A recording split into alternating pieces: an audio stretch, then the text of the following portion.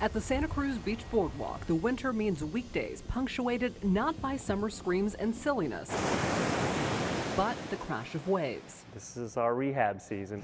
The park is open weekends, but on the weekdays, the task of keeping a seaside moving museum that's over 100 years old operational is a frantic one. Just fitting it all in the amount of time we have. Because in addition to the test of time, the boardwalk is also home to environmental ravages like the salt air, storms, surf, and there's lots of sand. that gets everywhere. Sand gets carried in on everybody's feet, so it gets on all the rides, and it's just like having sandpaper, it scratches everything up. Like the Louvre carousel, those carousel horses have to get a fresh coat of paint every year.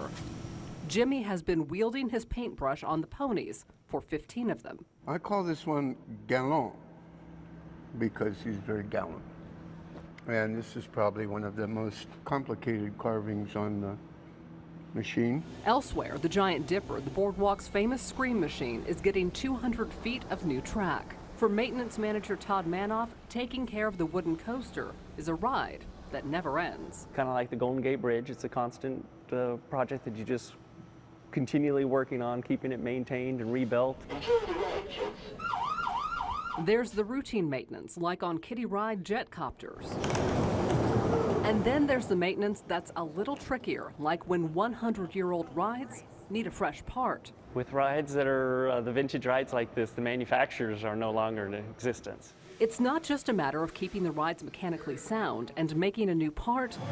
It's a matter of keeping the park as fresh in reality as it lives in people's minds. We have a phrase here that we use called keeping our nostalgia current. To stick to that motto, the boardwalk is getting new ticket booths, 2 new rides, with construction crews working frantically to get the projects done before the summer swarms arrive.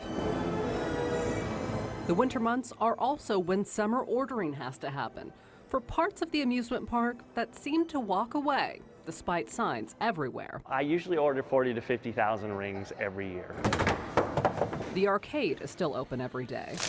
And the saltwater taffy recipes are getting tested. There's never any shyness about people who want to sample candy, so it's pretty easy to find willing volunteers when you're sampling new stuff.